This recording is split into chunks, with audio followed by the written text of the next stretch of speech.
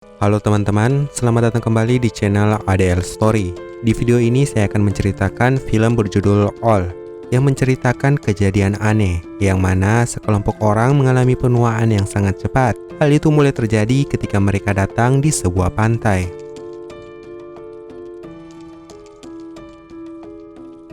Pria ini bernama Kappa dan istrinya bernama Priska bersama anak-anaknya, Maddox dan Trent, pergi menuju ke sebuah resort untuk wisata. Sesampainya di sana, mereka disambut oleh para staf. Seorang asisten resort bernama Madrid juga memberikan mereka minuman selamat datang. Maddox dan Trent disajikan berbagai jenis coklat dan kue. Di sana, mereka bertemu dengan anak bernama Idlib yang merupakan keponakan sang manajer resort. Setelah itu, mereka pergi ke pantai bermain bola voli. Sementara Trent dan Idlib berkeliaran dan akhirnya menjadi lebih akrab. Malam harinya, Kappa dan Priska sedang membicarakan hubungan mereka yang ternyata sudah direncanakan kalau wisata yang mereka lakukan kali ini adalah wisata terakhir sebelum mereka bercerai. Namun Kappa berharap kalau Priska bisa menimbang ulang keputusan itu, mengingat kondisi kesehatan Priska yang baru saja mereka ketahui. Namun Priska menganggap kalau hal itu tidak ada hubungannya dengan pernikahan mereka. Percakapan mereka ternyata juga didengar oleh Maddox dan Trent yang sedang berada di ruangan sebelah. Maddox mencoba mengalihkan perhatian Trent dengan mengajaknya bermain tantangan yang sebelumnya diberikan oleh Idlib. Saat pagi hari, manajer racer menyarankan kepada Kappa sebuah tempat privat untuk keluarganya. Setelah itu, terlihat Idlib yang berusaha pergi bertemu dengan Trent, dipaksa pergi oleh pamannya. Sementara itu, tamu bernama Patricia mengalami kejang-kejang, sedang dibantu oleh suaminya bernama Jarin dan Charles yang kebetulan adalah seorang dokter. Patricia akhirnya terselamatkan. Beberapa waktu kemudian, keluarga Kappa terlihat sedang di dalam bis yang akan membawa mereka menuju ke private resort. Charles dan ibunya bernama Agnes dan istrinya bernama Crystal dan anaknya bernama Kara tak lama menyusul mereka masuk ke dalam bus. Sesampainya di lokasi, staf memberikan mereka perlengkapan piknik dan mengatakan jalur menuju pantai. Staf itu mengatakan akan menjemput mereka pada jam 5 sore nanti. Akhirnya mereka sampai di pantai yang tersembunyi di balik bukit. Di sana sudah ada pria yang tampak hanya melamun. Maddox dan anak-anak lainnya ternyata mengenal pria itu yang ternyata rapper terkenal. Namun Kappa menyuruh mereka supaya tidak mengganggunya. Anak-anak lalu bermain-main di pantai. Trent yang saat itu sedang berenang tiba-tiba dikejutkan oleh mayat yang mengapung. Kemudian Kappa dan Charles mengevakuasi mayat wanita itu. Lalu si rapper, kita panggil saja Arnold, mendekati mereka dan mengatakan kalau mayat itu adalah temannya. Sementara terlihat juga kalau hidungnya sedang berdarah. Karena situasi itu, ibu Charles mengeluh dan merasa tidak enak badan. Sementara Charles mencoba menelpon pihak resort. Tiba-tiba Patricia dan Jarin tiba. Mereka lalu menjelaskan situasinya kepada Jarin dan Patricia. Hal itu membuat Charles curiga kalau Arnold adalah penyebab kematian wanita itu. Karena terlihat hidung Arnold yang berdarah, karena mungkin saja wanita itu membela diri. Arnold menyangkal, tetapi sebelum dia beralasan, Crystal memanggil Charles untuk melihat kondisi ibunya. Sementara itu, Jarin berkeliling di sekitar pantai, mencoba mencari petugas resort. Namun dia tertahan oleh sesuatu dinding yang membuatnya pingsan. Dia lalu terbangun dikelilingi oleh Patricia dan lainnya. Charles yang sedang memeriksa ibunya dihampiri oleh Priska yang ingin Charles memeriksa Trent. Tapi Charles mengatakan kalau Trent baik-baik saja karena terlihat dia sedang bermain dengan Kara. Namun akhirnya Charles mau pergi untuk memeriksa Trent. Tetapi sebelum dia tiba, Crystal kembali memanggilnya karena si ibu tiba-tiba tidak bernapas. Meski sudah berusaha, si ibu tetap meninggal dunia. Sementara itu, Jarin dan Patricia mencoba mengalihkan perhatian anak-anak dengan mengajak mereka mengobrol. Jarin berkata kalau pasti umur mereka saat ini adalah 11 tahun. Namun itu salah. Trent katakan kalau umurnya adalah 6 tahun. Jarin heran dengan jawaban anak-anak. Tiba-tiba ibu mereka datang dan terkejut melihat Maddox dan Trent sudah tumbuh dewasa.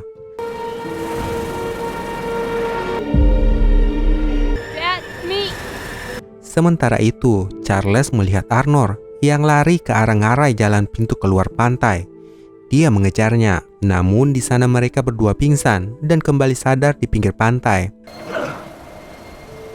Karena khawatir dengan Maddox dan Trent, Priska memutuskan untuk mencari jalan keluar lainnya agar bisa pergi ke rumah sakit. Namun tidak ada yang berhasil, mereka selalu pingsan. Priska menyuruh Charles untuk memeriksa anak-anak, tetapi Charles malah menyayat Arnold di pipinya dengan alasan yang tidak jelas. Jarin mencoba merawat luka Arnold, namun luka tersebut ternyata sudah sembuh. Akhirnya Arnold buka suara. Dia menceritakan kalau dia pergi ke resort untuk menenangkan pikirannya dari penyakit yang dia derita. Di sana dia juga bertemu dengan mendiang wanita itu. Mereka tertarik satu sama lain karena memiliki penyakit yang sama. Arnold katakan kalau dia melihat wanita itu masih bernyawa untuk terakhir kalinya sebelum dia berenang. Setelahnya wanita itu sudah meninggal.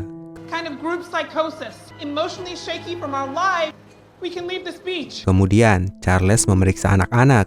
Dia hanya katakan kalau anak-anak tiba-tiba saja tumbuh dewasa. Saat itu anjing mereka juga tiba-tiba mati. Mereka kembali mencari jalan untuk keluar dari pantai. Kappa tiba-tiba mengungkapkan kalau Priska ternyata punya tumor di perutnya. Kabar itu membuat Trent dan Maddox terkejut. Jarin yang seorang perawat lalu memeriksa tumor yang makin lama makin membesar itu. Karena itu juga, Priska tiba-tiba saja pingsan. Charles juga memeriksa kondisinya dan menyarankan untuk segera mengangkatnya. Tapi Kappa ragu dengan saran itu karena takut Priska akan mati.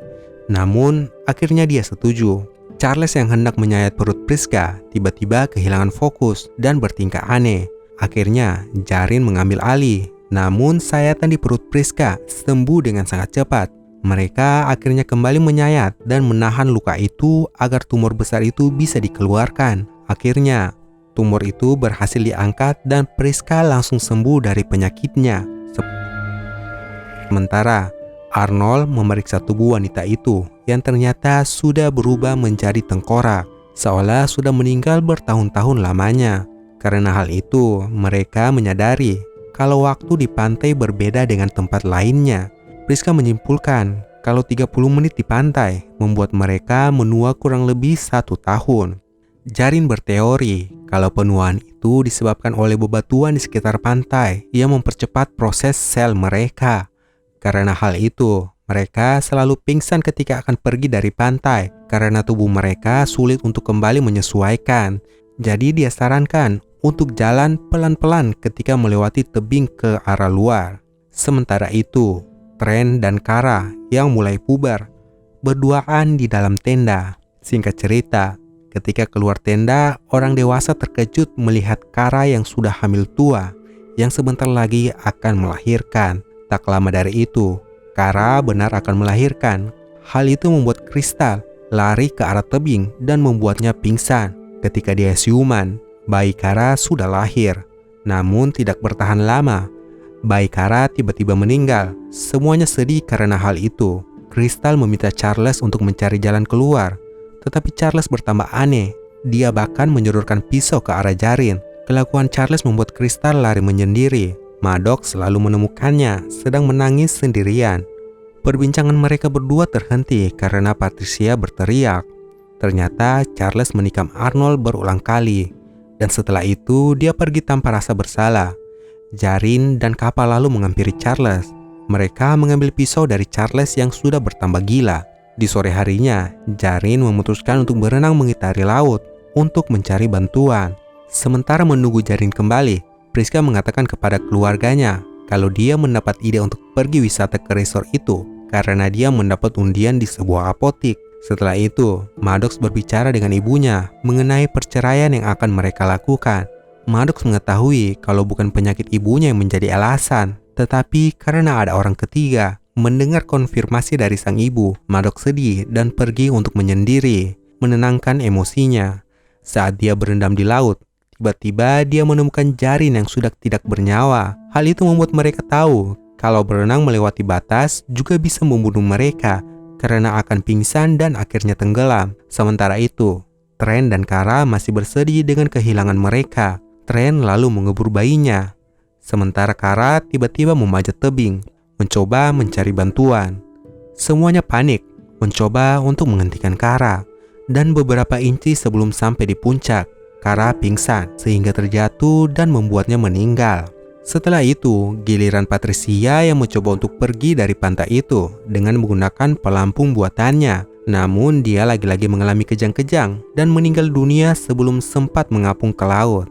Kappa mencoba untuk memeriksa Patricia, tetapi penglihatannya menjadi kabur karena penuaan yang sangat cepat. Sementara Kristal berkeliaran mencari anaknya. Dia belum tahu kalau Kara sudah meninggal. Namun dia terhenti karena kondisi tubuhnya yang mulai rapuh. Pada malam hari, Kappa berbincang dengan Priska mengenai laki-laki selingkuhannya. Kappa tidak marah atas perselingkuhan itu. Dia justru marah karena laki-laki yang dia pilih tidak begitu baik. Namun karena penuaan yang mereka alami, semua hal itu sudah tidak penting lagi. Sekarang mereka mau untuk hidup berdua selamanya. Tren dan Maddox berkeliaran di pinggir pantai, mencari barang-barang yang pernah ditinggalkan. Di sana Maddox menemukan buku catatan yang di dalamnya penuh dengan teori mengenai pantai itu. Penulisnya mengatakan kalau penuaan itu dikarenakan gaya magnet yang kuat dari bebatuan sekitar pantai. Mendengar itu, Tren membayangkan cara untuk melarikan diri dengan menggunakan pelindung logam yang menghalangi mereka dari gaya magnet, seperti yang digunakan di mesin X-ray. Ketika melihat ke arah bukit, Tren melihat ada pantulan cahaya dari sana, yang dia duga itu adalah kamera yang sedang mengawasi mereka. Sementara itu, Charles tiba-tiba saja menyerang Kappa karena takut Kappa akan melaporkan dirinya ke polisi karena sudah membunuh Arnold. Charles menyayatnya berulang kali. Priska mencoba melindunginya dan juga terkena sayatan di belakangnya. Namun, Kappa menyuruh Priska untuk mencari anak-anak dan menyuruh mereka bersembunyi. Tren dan Maddox akhirnya bersembunyi di dalam gua. Ternyata di sana ada Kristal yang sedang menangisi kondisi tubuhnya. Kristal melempar batu kepada mereka agar pergi dari gua karena malu akan kondisinya. Tren mencoba menenangkannya dan memberitahu tentang Kara. Kristal bertambah sedih dan menggila, mencoba mengangkat batu besar untuk dilemparkan. Namun kondisi tulangnya yang lemah membuat tangannya patah dan langsung sembuh di posisi yang aneh. Kristal meronta-ronta hingga membuat seluruh tubuhnya patah dan akhirnya menyebabkan dia meninggal. Di luar, Priska kembali membantu Kappa. Dia menyayat Charles di tangannya dengan pisau yang sudah karatan. Lukanya langsung sembuh, tetapi karat dengan cepat menyebar di tubuhnya dan membuat Charles meninggal dunia karena keracunan. Kini hanya tersisa mereka, Tren, Maddox, Priska, dan Kappa. Namun tak lama berselang, Kappa dan Priska meninggal dunia karena kondisi tubuh yang sudah tua. Pada pagi harinya, Tren dan Maddox makin menua. Terlihat seperti ayah dan ibu mereka sebelum masuk di pantai itu.